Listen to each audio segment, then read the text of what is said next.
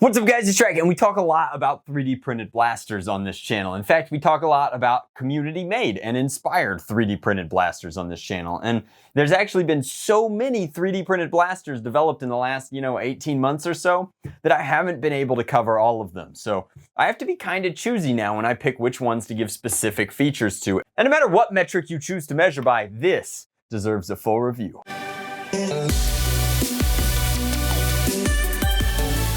Alright guys, so this is the SBL by Gavin Fuzzy, or Gavin Fuzzy Customs, or just Gavin. But Gavin is of course a Singaporean nerfer of great renown. He's a heck of a player, he's a really nice guy, and he is quite the homemade blaster designer. So you might recognize Gavin's work on the channel from the Spamf, being the pistol Falcon Fire 3D printed hybrid that takes both magazines. This of course being the Spamf but longer, the SBL. Now, it actually is interestingly named because it doesn't really share any DNA with the Spamf outside of the magwell, and even then the magwell is inspired by a Spamf magwell, but not necessarily even remotely close to a Spamf magwell. The overall blaster design definitely harkens to something like, say, a Talon Claw, where you have multiple different springs, a plunger, a full bolt that pushes into an aluminum barrel up front, as well as a pump grip up here, and then a shroud of some form or fashion for a barrel. It's a traditional layout, although notable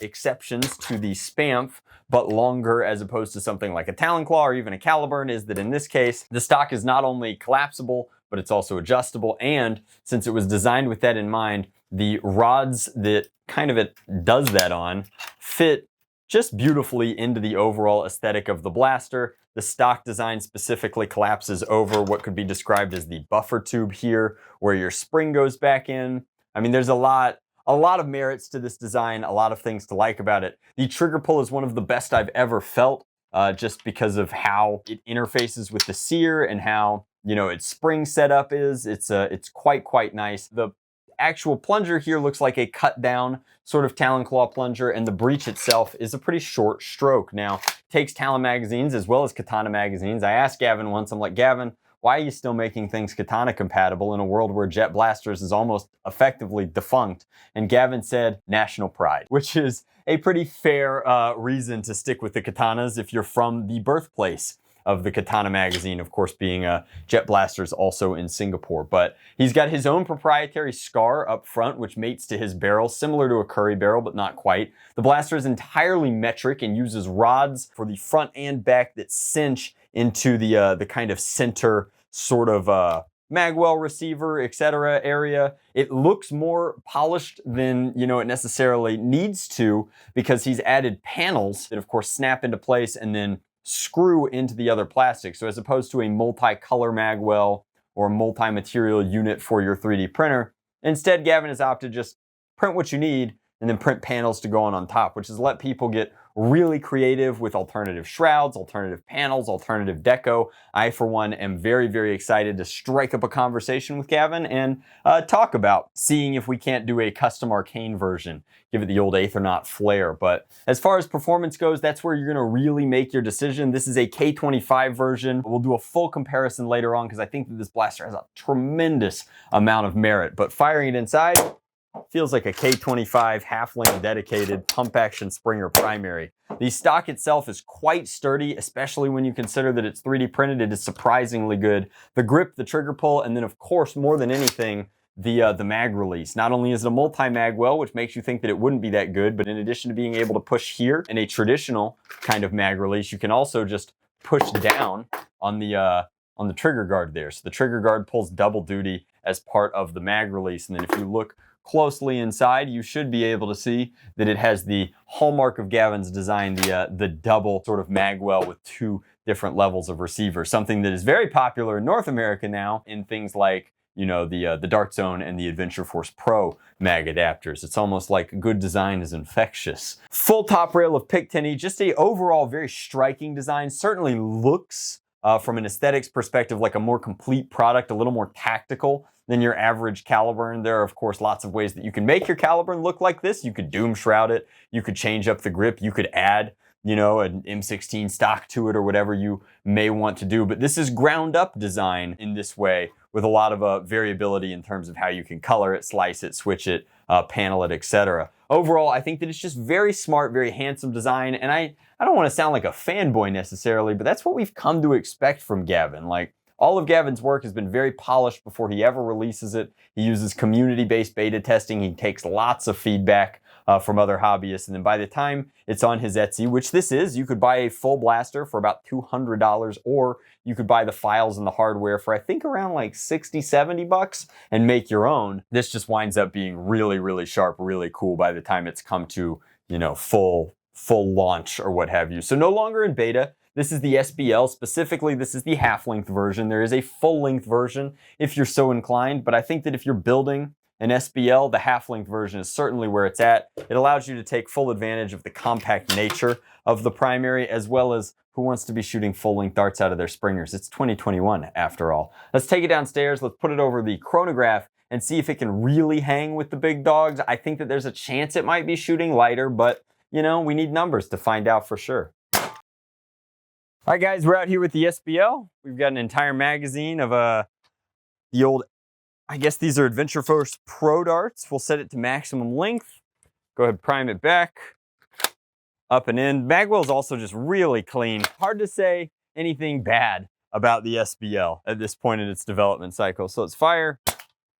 194, like I said, a little soft, but I'm sure that if I put a K26 in it, it would be hitting a little bit harder. So we've got 180, 194. That seems incorrect. 171, 183, 134. So maybe with the humidity and the swelling, maybe I need to adjust the scar. It's hard to say. I'm getting a couple of bum shots, but it seems like I can expect between 170 and 180 on the good shots. So I've saved a few just to point out that while that's, you know, this barrel length, this dart setup, this humidity, and if you're anywhere in the Southeast, we've had nothing but rain recently, it's entirely possible that that's pulling me down from like the 200 FPS threshold that I've seen most Spamf but longers get.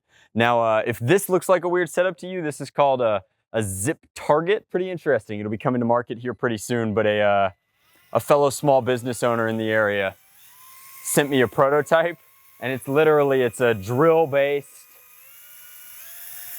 target here that I can use to, we won't go too far since we'll set them out there at about, you know, 60 feet or so. But we're gonna go ahead and see just kind of how that affects our videos. If you guys think this thing is cool, let me know. I'll keep using it, at least for the higher powered blasters. But I wanted to give it a shot. It was not a hard install. It's easy to take down and put back up, and it's just kind of cool, a little different. I don't know if any other Nerfers have mobile shooting ranges in their videos quite yet.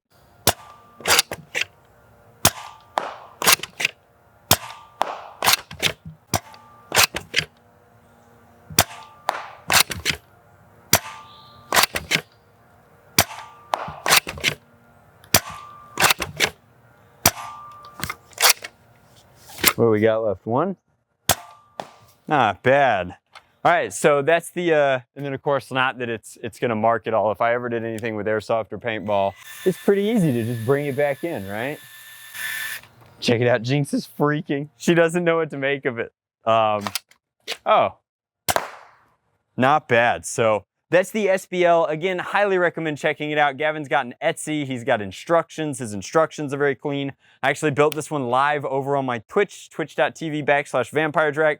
The build took me 2 hours, which if we follow the traditional rule of thumb, it takes me about twice as long to build a blaster when I'm streaming than if I'm not. So it's probably about an hour-long build. If you consider that that was my first time building it, it's really quite a simple blaster. It uses pretty proprietary metric hardware to tie it all together, but I still think Gavin's kit is very fairly priced. If you're gonna build one yourself, certainly check that out. He's also doing kind of a real steel inspired AFG, but this is Picatinny. You could replace it with anything. The stock bits are based off of the worker hardware, so they're actually quite accessible. Overall, I think that Gavin has knocked it out of the park again. An absolutely stellar blaster, easy to dial up for competitive, easy to dial down for your local gameplay. I think that it's just a really, really cool piece of nerfing equipment. So that's my take on it. I didn't throw any katanas in, but I'm positive that it would work very well with them if you happen to be a katana type nerfer. Overall, just really, really cool. Right in that talon claw kind of size, but of course with adjustable